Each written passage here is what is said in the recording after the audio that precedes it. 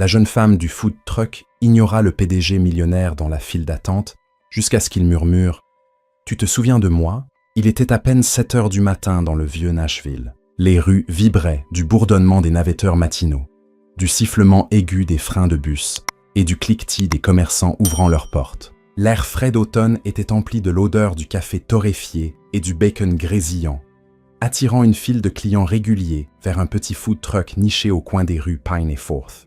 Peint dans des tons chaleureux de jaune et d'orange, Sunrise Bites se démarquait comme un lever de soleil sur roue. Son menu, écrit à la craie, déjà taché par un début de journée chargée, ajoutait à son charme. Caleb Walker attendait dans la file, son manteau bleu marine sur mesure déboutonné, sa cravate en soie légèrement desserrée. Une main tenait son téléphone, débordant d'emails non lus et de tensions. L'autre passait dans ses cheveux tandis qu'il soupirait, le regard perdu. Le poids d'une nuit agitée et d'une confrontation en salle de réunion pesait sur lui.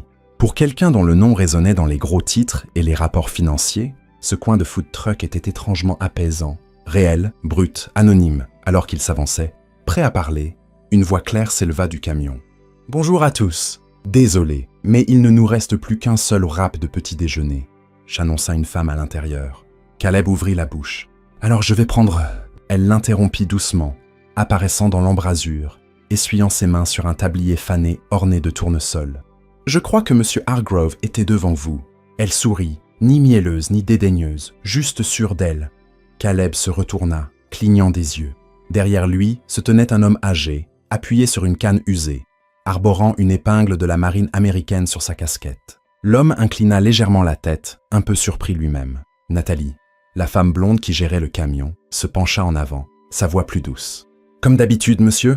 Les yeux du vieil homme pétillèrent. « Ah, tu t'en souviens ?»« Bien sûr. »« Œuf, sans fromage, extra salsa, ça arrive tout de suite. » Alors qu'elle se tournait pour préparer le wrap, Caleb resta immobile. Il n'était pas offensé, juste déconcerté. Il ne se souvenait pas de la dernière fois que quelqu'un avait ignoré sa place dans une file ou sa position dans le monde.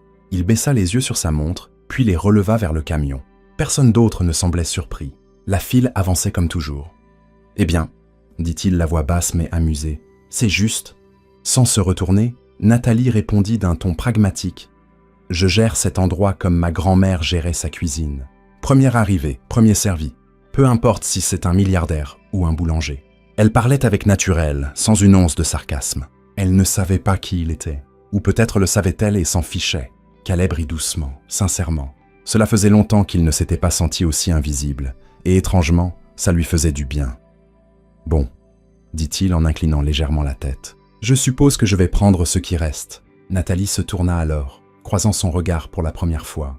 Elle était plus jeune qu'il ne l'avait imaginé, la fin de la vingtaine peut-être. Ses cheveux blonds étaient relevés en un chignon désordonné, et ses yeux, d'un bleu paisible, lui rappelaient un lac oublié de son enfance. « Chanceux pour vous, » dit-elle avec un haussement de sourcils malicieux. « On n'est jamais à court de café. » Elle lui tendit un gobelet en papier, de la vapeur s'échappant du haut, sans chichi, sans logo, juste un café chaud et honnête. Il le prit, leurs doigts se frôlant une fraction de seconde. Ses mains à elle étaient chaudes, réelles, sans manucure, sans vernis, juste une fine bague en argent et une odeur de cannelle. En s'écartant pour laisser passer le client suivant, il la regarda à nouveau. Elle était déjà tournée, remplissant la plaque chauffante. Pendant un instant, le monde ralentit autour de lui. Puis, doucement, à peine un murmure, il dit « Tu te souviens de moi ?» Elle s'arrêta. Sa tête pivota légèrement. Une ride se forma entre ses sourcils. « Pardon ?» demanda-t-elle sans méchanceté. Caleb sourit faiblement, secoua la tête. « Rien, j'ai cru que tu me rappelais quelqu'un. » Nathalie esquissa un demi-sourire, déjà concentrée sur la commande suivante. Elle ne savait pas que l'homme à qui elle venait de tendre un café, sans flatterie ni empressement, était Caleb Walker, milliardaire, PDG, légende de Forbes moins de 30 ans, et surtout le même garçon affamé avec qui elle s'était assise un jour sur les marches froides d'un refuge, lui offrant la moitié de son sandwich et un sourire qui lui avait sauvé la vie. Elle ne s'en souvenait pas encore, mais lui, oui.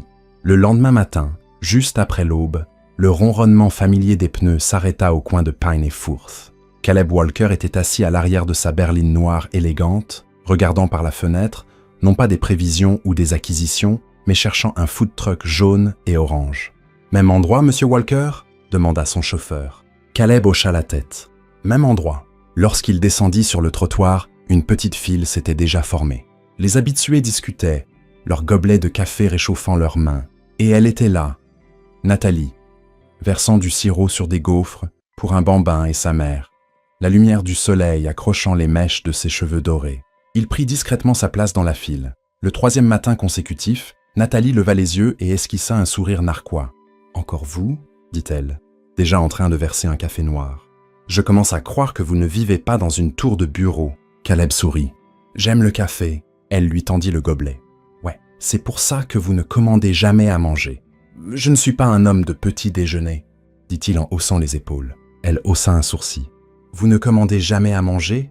Vous suivez un régime de milliardaire ou quoi ?» Il cligna des yeux. « Quelque chose comme ça. » Elle sourit. « Eh ben, le café ne fait pas une personnalité. » Et pour la première fois depuis ce qui lui semblait une éternité, Caleb éclata de rire. Un rire vrai, spontané, pas pour les affaires, pas pour les apparences. « Touchez, » dit-il en prenant une gorgée. « Je vais essayer de développer un peu de caractère d'ici demain. » Bien, on sert du sarcasme gratuitement ici, mais les muffins, il faudra les mériter. Leur échange devint un rituel discret.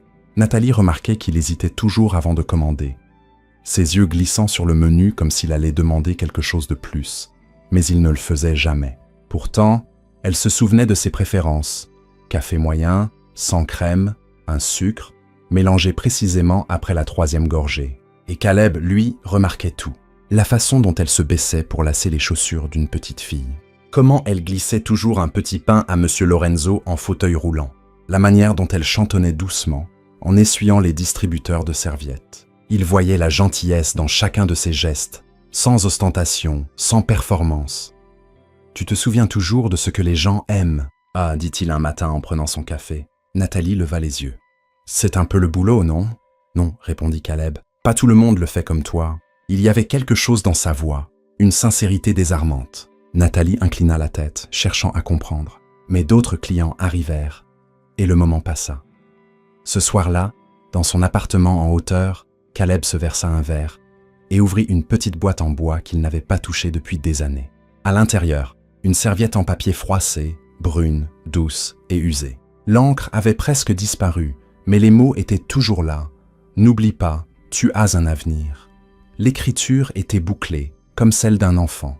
Il se souvenait de la fille dans la file du refuge, de la façon dont elle avait déchiré son sandwich en deux et lui en avait donné la moitié, même si elle n'avait clairement pas grand-chose non plus. Tu comptes, tu sais, même si personne ne le voit encore. Ce moment l'avait suivi dans chaque pièce, chaque accord, chaque nuit d'insomnie.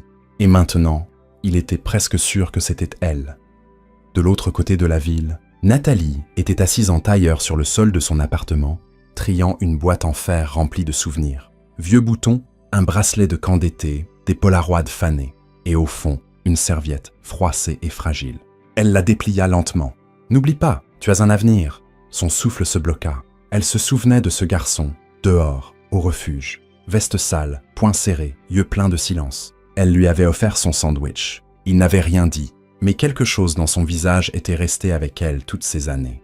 Était-ce vraiment lui ? Elle murmura dans le silence. « C'est toi ?» Dehors, la ville continuait, klaxons hurlant, trains gémissant au loin. Mais quelque chose s'était mis à bouger. Un souvenir, un fil. Aucun d'eux ne le savait encore, mais le passé s'était discrètement rouvert, et l'histoire qui avait commencé avec un sandwich partagé recommençait. L'après-midi, la pluie arriva soudainement, dévalant des collines de Nashville, comme si elle avait attendu toute la journée pour se déverser. Un instant, le ciel était couvert. Le suivant, le tonnerre éclatait, et les rues scintillaient de gouttes lourdes. Des parapluies s'ouvraient le long des trottoirs. Les gens se précipitèrent pour s'abriter, et la file à Sunrise Bites se dispersa comme des oiseaux effrayés. Nathalie était déjà dehors, courant pour replier les chaises et couvrir les bacs à condiments. L'auvent claquait violemment sous le vent, tandis qu'elle se débattait avec le loquet d'une table. Sa queue de cheval était trempée, des mèches de cheveux dorés collées à sa joue, mais elle continuait. « Têtu, ce truc !» marmonna-t-elle en donnant un coup de pied à une des pattes de la table. « Laissez-moi vous aider !» La voix la fit sursauter. Grave, calme, familière. Elle se retourna, et il était là. Caleb, tenant un grand parapluie noir au-dessus de deux. Sa chemise déjà parsemée de gouttes de pluie. Ses cheveux noirs humides sur son front. « Vous allez être trempé, dit-elle. « Trop tard pour ça, répondit-il avec un sourire. saisissant l'autre côté de la table pour l'aider à la replier. En quelques secondes, tout était rangé et verrouillé. Nathalie se glissa sous l'auvent du camion, frissonnant légèrement. Caleb la suivit, tenant toujours le parapluie au-dessus de sa tête, même s'ils étaient désormais à l'abri. « Merci », dit-elle en essuyant l'eau de ses bras. La plupart des gens auraient juste couru. Il la regarda calmement un instant. « Vous n'êtes pas la plupart des gens. » Il y eut un silence. La pluie martelait le toit en tôle au-dessus d'eux. Un rythme doux et régulier. Puis il demanda, d'une voix plus douce qu'elle ne l'avait jamais entendue, « Crois-tu qu'une personne peut changer à cause d'un seul moment ?» Nathalie se tourna vers lui, les sourcils levés. « Que veux-tu dire ?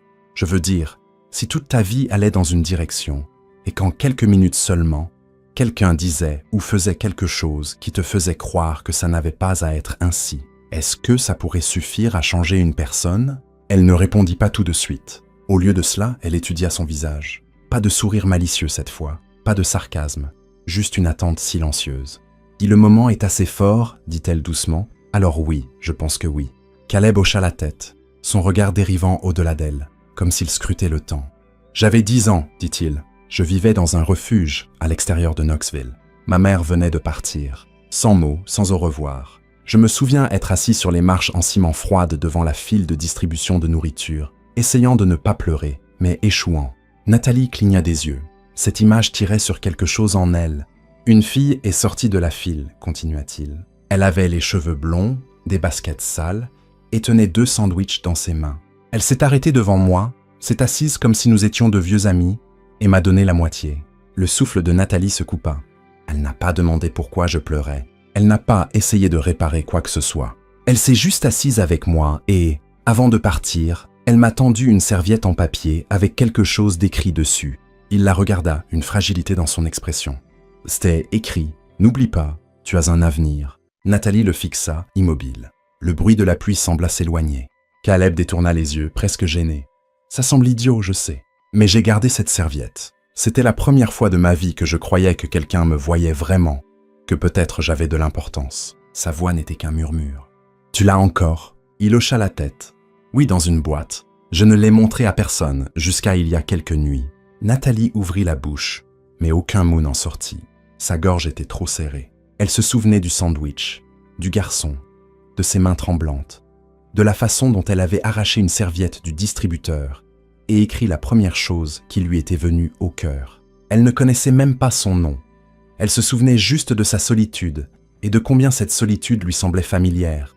« Je... » commença-t-elle, mais s'arrêta. Leurs regards se croisèrent. La tempête dehors faisait rage, mais entre eux, il n'y avait que le silence et l'écho de quelque chose enfoui depuis longtemps. Elle ne le dit pas, Louis non plus, mais leur cœur, d'une certaine manière, savait. Ils s'étaient déjà rencontrés, et sans même s'en rendre compte, ils s'étaient retrouvés. À l'intérieur du food truck, l'air était chargé de l'odeur des oignons caramélisés, du pain au levain grillé et du cheddar fondu. Dehors, le froid du soir enveloppait Nashville comme une berceuse silencieuse. Mais à l'intérieur de Sunrise Bites, il faisait chaud et lumineux. La lumière dorée des ampoules au plafond donnait à tout une teinte douce, presque magique. Caleb était assis sur le petit banc contre le mur du fond, les coudes posés sur le comptoir, regardant Nathalie travailler. Elle se déplaçait avec une grâce assurée, retournant des tranches de pain sur la plaque, saupoudrant des herbes, fredonnant doucement comme si elle avait fait ça toute sa vie. « Ok », dit-elle en dressant 2 sandwichs avec panache. Tu vas goûter le meilleur grilled cheese de ta vie. Caleb rit. C'est une sacrée prétention. Nathalie lui tendit une assiette et s'assit en face de lui. Ce n'est pas juste un grilled cheese, c'est le Mama's Melt, la recette de ma mère. Beurre en plus, 2 fromages et... Elle leva un doigt, un sourire narquois, une couche secrète de confiture de tomates épicée. Demande la recette et je devrais t'enterrer derrière le camion. Il prit une bouchée et s'arrêta, les yeux écarquillés. « Je te l'avais dit, » dit-elle satisfaite. « Ce n'est pas juste bon, » répondit-il lentement. « C'est réconfortant. » Son expression s'adoucit. Oui, c'est ce qu'elle disait toujours. La nourriture doit faire sentir les gens en sécurité. Pendant un moment, le seul son fut le léger grésillement de la plaque. Le monde extérieur s'effaça. « Tu dînes toujours ici ?» demanda-t-il. Nathalie hocha la tête. « La plupart des soirs. Parfois mon frère me rejoint, mais il déteste les foules, les odeurs et les gens qui respirent près de lui. » Caleb haussa un sourcil. « Mon frère, Lucas, dit-elle en buvant une gorgée de son thermos. 17 ans, autiste de haut niveau. Il est brillant, mais le monde est parfois trop bruyant pour lui. Je suis un peu son refuge. Caleb la regarda différemment. Il n'y avait aucune trace d'auto-apitoiement dans sa voix, juste un amour féroce et ancré. Après la mort de notre mère, il n'y avait plus que nous. J'avais 22 ans. J'essayais de comprendre ma propre vie, et d'un coup, j'élevais un gamin. J'ai vendu ma voiture, emprunté à une tante éloignée, et acheté ce camion rouillé sur Craigslist. « Tu l'as réparé toi-même » demanda-t-il. « À peu près. Lucas a aidé et un ami s'est occupé du câblage. Des gars du garage en face m'ont prêté des outils. Ça a pris 1 an, mais voilà où on en est. » Il se pencha légèrement. « C'est incroyable. » Nathalie haussa les épaules. « Ce n'était pas courageux ou quoi que ce soit. Je n'ai juste pas vu d'autre option. » Il étudia son visage. « Tu fais comme si c'était facile. »« Ça ne l'était pas, » dit-elle simplement. « Mais c'était honnête. » Caleb baissa les yeux sur son sandwich. « J'envie ça. » Elle haussa un sourcil. « Tu envies quoi ?» Il hésita, puis dit doucement. « Que ton monde soit réel. Ma vie, ce ne sont que des chiffres, des bureaux silencieux. Des gens qui prétendent t'aimer, mais qui veulent quelque chose. Tout est mesuré en métriques et en retour sur investissement. » Nathalie écouta sans l'interrompre. « Et quelque part en chemin, continua-t-il, j'ai cessé d'être une personne pour devenir une marque, une projection. Parfois, je me regarde dans le miroir et je me demande « Qui est ce type ?» Elle attrapa une serviette, la plia une fois et la fit glisser sur le comptoir. « Tu es toujours une personne, » dit-elle doucement. Peut-être juste un peu perdue. Leurs mains se touchèrent. Aucun ne s'écarta. Dehors, la vie continuait. Klaxons, pas, bruit de la ville. Mais dans ce camion étroit, le temps semblait ralentir. Ils finirent de manger en silence. Nathalie lui versa une autre tasse de café. Il proposa de faire la vaisselle. Elle leva les yeux au ciel, mais le laissa faire. Et dans cette petite cuisine encombrée, sous les ampoules vacillantes, Caleb ressentit quelque chose qu'il n'avait pas ressenti depuis des années. Un chez-soi. Pas celui fait de murs et de portails, mais celui fait de chaleur, de petits moments, de quelqu'un qui se souvient exactement comment vous aimez votre sandwich. Le matin commença comme tous les autres. Le soleil perçait au-dessus des toits du quartier historique de Nashville. La rue vibrait de son rythme habituel. Baristas criant les commandes, artistes de rue accordant leur guitare, et une petite file se formant à Sunrise Bites. Nathalie s'activait dans le camion, nouant son tablier, préparant la plaque, fredonnant doucement. Et Caleb était là, comme tous les jours depuis quelques semaines. Même manteau bleu marine, même hésitation maladroite avant de commander, même chaleur dans les yeux qu'elle commençait à peine à croire. Elle lui tendit son café sans avoir besoin de demander, et il sourit. Ce sourire discret et reconnaissant qui faisait toujours légèrement frémir son estomac. Mais la paix ne dura pas. Tout commença par un flash d'appareil photo, puis un autre, suivi du crissement de pneus d'un SUV noir qui s'arrêta le long du trottoir. Les portières s'ouvrirent brusquement, et une nuée de personnes avec caméra, micro et voix tonitruante en sortit. « Caleb, Monsieur Walker, est-il vrai que vous menez une double vie ?» Caleb Walker, PDG de Walker Innovations, se cachant en plein jour. Pourquoi ce déguisement? Nathalie se figea. Le café glissa de sa main et éclaboussa le trottoir. Son esprit se vida, son cœur battant soudain comme un tambour dans sa poitrine. Walker, non, pas Caleb Walker. Ce nom la frappa comme une gifle. Le nom qu'elle avait vu sur 100 panneaux publicitaires, dans les actualités financières, dans les titres de start-up. Walker Innovation, l'empire technologique, le PDG milliardaire. Caleb s'avança rapidement, levant les mains pour la protéger. « Arrêtez !» dit-il, la voix ferme mais calme. « C'est une propriété privée. Vous devez partir. » Un journaliste lui colla un micro sous le nez. « Est-il vrai que vous avez fait semblant d'être un gars ordinaire pour flirter avec une fille de food truck ?» Ce fut la goutte d'eau. Les yeux de Nathalie s'écarquillèrent, incrédules. « Une quoi ?» souffla-t-elle, la voix tremblante. La foule se tourna vers elle, caméra braquée, téléphone levé. Elle ne tressaillit pas face à l'attention. Son regard était fixé sur lui. « Tu es… » Elle s'étrangla. « Tu es ce Caleb Walker. » Il tenta de parler, mais elle le coupa. « Donc, le mec qui bafouillait en commandant son café, qui partageait un grilled cheese dans ma cuisine, qui écoutait mes histoires sur mon frère, tout ça, c'était quoi? Un jeu ?» Caleb s'avança, désespéré. « Non, Nathalie, je te jure, ce n'était pas un jeu. » Alors c'était quoi? Sa voix monta, tranchante de trahison. « Ah, qu'est-ce que tu ne m'as pas dit d'autre? Ton nom de famille, ta société, ta fortune ?» La foule murmura, se délectant du spectacle. Quelques personnes filmaient avec leur téléphone.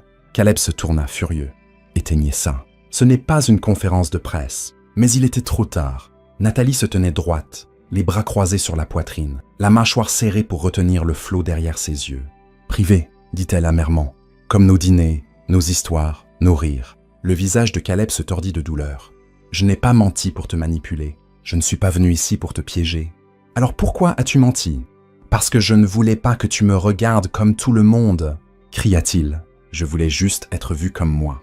Pas un portefeuille, pas un PDG, juste moi. » Nathalie déglutit péniblement, ses mains tremblantes. Eh bien, trop tard pour ça. Elle se détourna, retournant dans le food truck. L'odeur des oignons grillés et de la pâte fraîche emplit ses narines. Mais cela semblait étranger maintenant, comme appartenant à l'histoire de quelqu'un d'autre. Caleb resta figé dehors, les flashs des caméras continuant autour de lui. Mais la seule chose qu'il voyait était son dos, ses épaules tendues, sa tête baissée, son cœur s'éloignant du sien. Il tendit la main, la voix à peine audible. « Nathalie, s'il te plaît. » Elle ne se retourna pas. Elle n'en avait pas besoin. La porte se referma derrière elle, et le silence qui suivit était plus fort que tout ce que les caméras pouvaient capturer. Les rues de Nashville semblaient plus calmes maintenant. Sunrise Bites avait disparu. Pas juste fermé pour la journée, mais abandonné. Le food truck autrefois coloré qui apportait chaleur et communauté au coin de Pine et Rosewood était désormais garé derrière une clôture verrouillée dans un terrain de réparation poussiéreux. Nathalie se tenait dans la petite cuisine de son appartement, fixant une annonce sur son ordinateur portable. À vendre, food truck d'occasion, bon état. Besoin d'amour. Amour. Ce mot lui fit mal. Lucas entra, frottant ses yeux, encore en pyjama. Il parlait peu le matin, mais il remarqua le silence qui avait remplacé l'odeur habituelle de bacon et de pain grésillant. « On ne cuisine pas aujourd'hui ?» demanda-t-il doucement. Nathalie cligna des yeux. Elle se détourna de l'écran, la gorge serrée, et s'agenouilla devant son frère. « Non, bébé », murmura-t-elle en le prenant dans ses bras. « Pas aujourd'hui !» Il passa ses bras autour de son cou. « Mais tu cuisines toujours le vendredi. C'est le jour du Mama's Melt. » Un sanglot se bloqua dans sa gorge. Elle serra Lucas plus fort, enfouissant son visage dans son épaule. « Je sais, » dit-elle, la voix brisée. « Je sais. » Lucas ne comprenait pas les détails des gros titres viraux, des milliardaires, des mensonges ou de la trahison. Mais il comprenait quand les mains de Nathalie tremblaient, en tenant une spatule. Il comprenait quand ses yeux ne souriaient plus. Il posa son menton sur son épaule. « Quelqu'un t'a fait mal au cœur ?» Nathalie laissa échapper un souffle étranglé. « Oui. » De l'autre côté de la ville, Caleb était assis dans le bureau d'angle de Walker Innovations. Les grandes baies vitrées laissaient entrer une lumière qu'il ne ressentait pas. Son assistante frappa une fois, doucement. « Monsieur Walker, la réunion trimestrielle du conseil. Annulez-la. » « Mais les investisseurs de Zurich. » J'ai dit « annulez-la. » Elle hésita, puis se retira lentement. La porte se referma, le laissant seul à nouveau. Il fixa son reflet dans la vitre. Ce n'était plus lui, pas le vrai lui, juste le masque soigneusement façonné d'un homme qui avait tout, sauf la seule chose qu'il désirait. Il ouvrit un tiroir et en sortit une petite boîte en fer, cabossée, décolorée, qu'il avait transportée à travers foyers d'accueil, refuges, dortoirs, bureaux.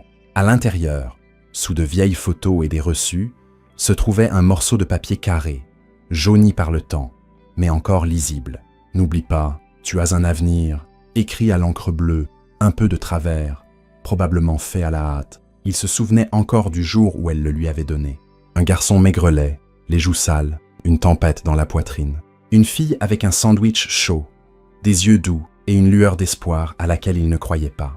Tu comptes, tu sais, même si personne ne le voit encore. Il ne connaissait pas son nom à l'époque, mais sa voix était restée avec lui. Et maintenant, il savait que c'était elle. Ça avait toujours été elle, la fille du refuge, la fille au sandwich, la fille au sourire, qui lui avait dit que la vie pouvait être plus que douleur et faux semblant. Nathalie. Il ferma les yeux. Tout ce qu'il avait construit ne signifiait rien sans elle. Les réunions, l'argent, les titres. Il avait construit un avenir comme elle le lui avait dit. Mais à quoi servait un avenir si elle n'y était pas? En bas, son chauffeur attendait près de la Bentley. Mais Caleb n'était pas prêt à bouger. Pas encore. Il devait d'abord faire quelque chose. Pas un geste. Pas une grande excuse pour les caméras, mais quelque chose de réel.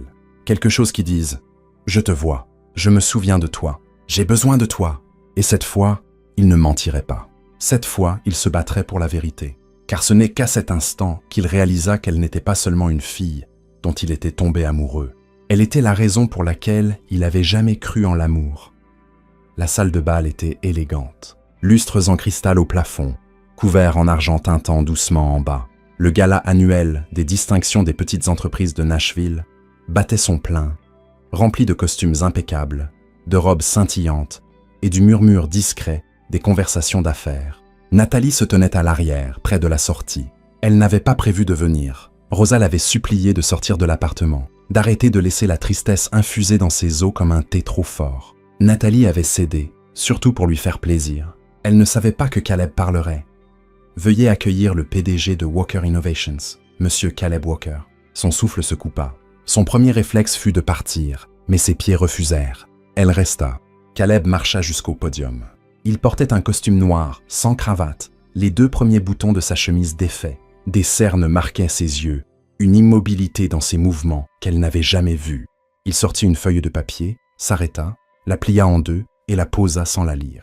Un murmure parcourut la foule. Il balaya du regard la mer de visage, mais ses yeux ne trouvèrent qu'un seul. Nathalie. Elle ne sourit pas.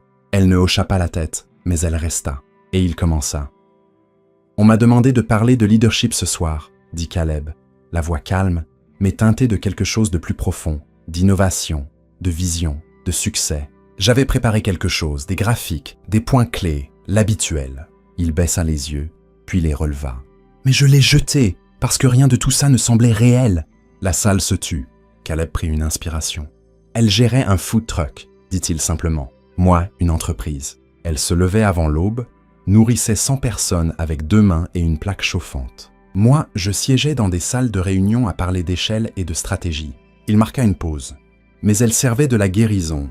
Moi, des chiffres. Et pourtant, c'est moi qui ai été nourri. » Des murmures étouffés. Il ne jouait pas. Il ne vendait rien. Il confessait. « Il y a une femme que j'ai rencontrée il y a peu, » continua-t-il. Elle se fichait de qui j'étais, de mon titre ou de mon compte en banque. Elle se souciait de savoir si je disais s'il vous plaît et merci. Si je cédais ma place à quelqu'un de plus âgé. Si je me souvenais que les gens comptent plus que les profits. Il baissa la voix. Et je lui ai menti. Pas pour la piéger, mais parce que j'avais peur que si elle voyait qui j'étais vraiment, elle arrêterait de me regarder comme elle le faisait quand elle pensait que je n'étais personne. Un long silence. Puis il releva les yeux, directement vers l'arrière de la salle. « Ce soir, je veux dire quelque chose sans le costume, sans le titre, juste en tant qu'homme tombé amoureux de quelqu'un d'honnête, de gentil et infiniment plus courageux que je ne l'ai jamais été. » La salle retint son souffle. « Je ne mérite pas son pardon, mais je passerai le reste de ma vie à essayer de le gagner. » Pas d'applaudissements, pas encore. Il descendit lentement du podium, sans s'incliner, sans sourire, et commença à traverser la foule. Les gens se tournaient dans leurs chaises. Les murmures suivirent, mais Nathalie ne bougea pas. Elle restait immobile, les mains serrées devant elle, les yeux brillants. Et pour la première fois depuis que tout s'était effondré, son cœur s'entr'ouvrit juste assez pour laisser entrer la vérité. Le soleil étendait ses doigts dorés sur les rues calmes du centre de Nashville. L'air matinal, frais, immobile, portait une promesse que Nathalie ne croyait plus. Elle déverrouilla la porte latérale de Sunrise Bites, le vieux camion qu'elle avait sorti du stockage. Pas pour vendre, pas pour cuisiner, mais simplement pour se souvenir de ce que ça signifiait, de qui elle était autrefois. Mais ce matin-là, il était déjà là. Caleb se tenait à quelques mètres, sans costume, sans chauffeur, sans téléphone, juste un jean, une veste bleu marine usée et des yeux fatigués qui n'avaient pas dormi. Il semblait être un homme qui avait attendu toute la nuit. Nathalie se figea. « Je n'ai pas voulu frapper, » dit-il doucement. « Je ne voulais pas forcer quoi que ce soit. »« Tu es tenace, » répondit-elle. Il sourit faiblement. « Toi aussi. » Un silence s'étira, plus tranchant, juste lourd de choses non dites. Puis il s'avança, sortit un dossier de son sac et le lui tendit. Elle hésita, mais le prit. À l'intérieur, une proposition commerciale formelle, des plans d'expansion pour Sunrise Bites, 5 emplacements à travers le Tennessee, préservant ses recettes, son nom, son histoire. En bas, une ligne se détachait. Propriété majoritaire, 51%, Nathalie Quinn. Elle leva les yeux. « Tu me donnes le contrôle ?»« Oui. »« Pourquoi abandonnerais-tu ça ?» Caleb s'approcha. « Parce que tu m'as appris que l'amour, ce n'est pas posséder, c'est offrir. » Puis il mit un genou à terre. Pas avec une bague, mais avec une cuillère. Une cuillère en métal gravée du nom de sa grand-mère. « Nathalie Quinn », dit-il la voix tremblante. Veux-tu être ma partenaire, dans les affaires, dans la vie, dans tout ?»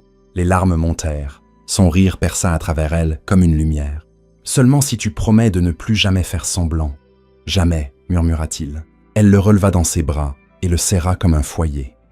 6 mois plus tard, les portes de la petite chapelle s'ouvrirent, inondant la pièce de lumière dorée matinale et de l'odeur du café et du pain chaud venant du nouveau restaurant Sunrise Bites, à côté. Caleb se tenait à l'autel, nerveux, la cravate de travers. James, son ancien chauffeur, maintenant témoin, se pencha. « Elle ne s'enfuit pas, patron. »« Je sais, » murmura Caleb, « mais on dirait un rêve. » Puis elle apparut. Nathalie descendit l'allée seule. Pas de bouquet, juste la cuillère gravée attachée avec un ruban. Sa robe, d'un ivoire doux, ses cheveux dorés, lâchés, scintillant au soleil. Lucas était assis au premier rang, applaudissant dans un costume trop grand. Des visages familiers du food truck remplissaient les bancs. Monsieur Hargrove, Rosa, Miguel, l'ouvrier du bâtiment, assis à côté de membres du conseil et de cadres, une famille non pas de sang, mais de nourriture, de pardon et de seconde chance. « Tu es parfaite, » murmura Caleb. « Tu te débrouilles pas mal, milliardaire, » répondit-elle. L'officiant sourit. « Caleb Walker, prenez-vous Nathalie Quinn pour épouse, partenaire égale, goûteuse de minuit. Je le fais, chaque matin, chaque nuit, pour toujours. Et vous, Nathalie Quinn, prenez-vous Caleb Walker pour époux, cofondateur, directeur financier au cœur tendre. Je le fais, » rit-elle à travers ses larmes, même s'il ne sait toujours pas cuire un œuf. Le baiser fut imparfait, joyeux, réel. À la réception à côté, les murs étaient tapissés de serviettes encadrées, de remerciements manuscrits, et au centre, un carré de papier. « N'oublie pas, tu as un avenir. » Au-dessus, le nouveau panneau brillait, « Sunrise Bites », une histoire d'amour dans chaque plat. Parce que certaines histoires d'amour ne commencent pas par des étincelles. Elles commencent par des sandwichs, des petites gentillesses, le courage de revenir quand ça fait mal, et maintenant, ils étaient enfin rentrés chez eux. Merci de nous avoir accompagnés dans ce voyage émouvant d'amour, de secondes chances et de connexions inattendues. Si l'histoire de Nathalie et Caleb a touché votre cœur, vous a fait sourire ou redonné foi en l'amour, alors nous avons fait notre travail. Nous partageons des récits qui guérissent et inspirent. Cliquez sur le bouton, abonnez-vous et activez la cloche pour ne jamais manquer un moment qui compte. Dites-nous votre moment préféré dans les commentaires, nous aimerions avoir de vos nouvelles. À la prochaine, continuez à croire en des histoires qui touchent l'âme.